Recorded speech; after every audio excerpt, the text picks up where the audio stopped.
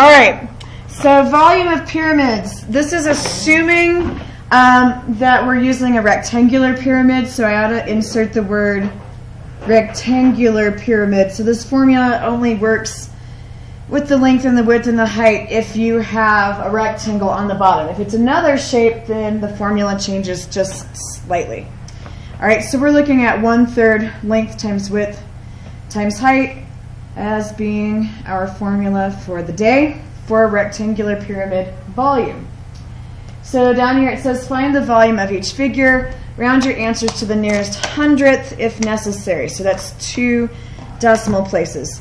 So my length would be 7, my width would be 3, and my height would be 8. So we'll do 1/3 times 7 times 3 times 8, and that's going to come out 56 cubic meters. If we look at number 3, this would be our length, width, and height. It really doesn't matter if you mix these up because they're all going to get multiplied. We have 1/3 times 12 times 6 times 9.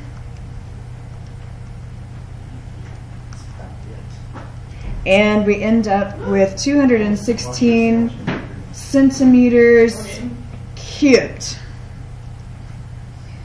All right, so the other thing that I could mention that we talked about a little bit with cones, you could also take 12 times 6 times 9 and just divide by 3. It would do the same thing as multiplying by 1/3. All right, so they're going to give us some in words. A rectangular pyramid of height 9 kilometers, measuring 8 kilometers and 12 kilometers along the base. So the volume would just be 1/3 times 9 times 8 times 12.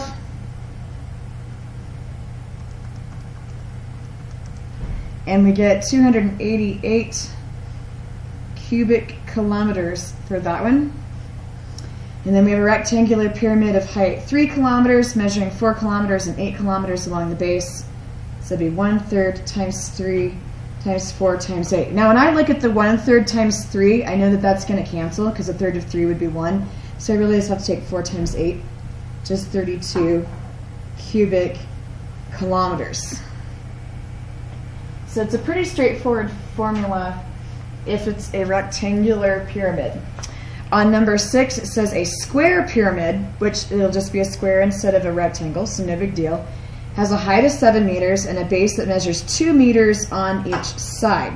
So if we're thinking about what that would look like, okay, so I guess I should draw this so it looks more like a square. So imagine you've got a square base, it's 2 on each side, and then you draw this up, and the height of the pyramid is 7 meters. So I just want you to think about 2 meters on each side. If it's a square, it works just like a rectangle, except that these sides are the same.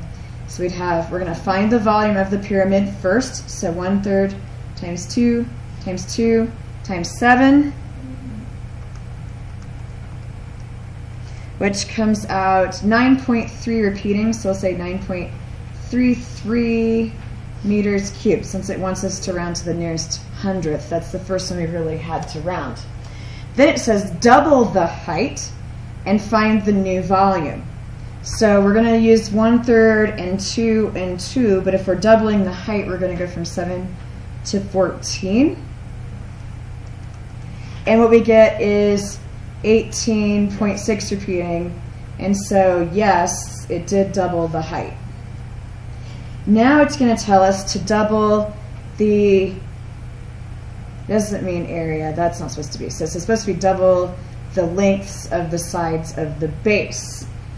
Doesn't double the volume. So we would have 1/3, instead of 2 I would have 4 and 4, and then we'll use the original 7. And we actually get 37.33 cubic meters. So did that double the volume of the original, going from 9 to 37? No. It actually quadrupled it.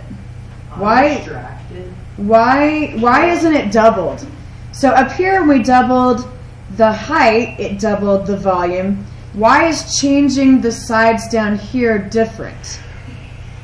Why is it not doubled? Because it can. So look at what we did. On the first one, we changed 7 to 14. That's the only number we doubled. We doubled two numbers, and that's why it's quadrupled, because it's a double. We doubled the doubling. All right, so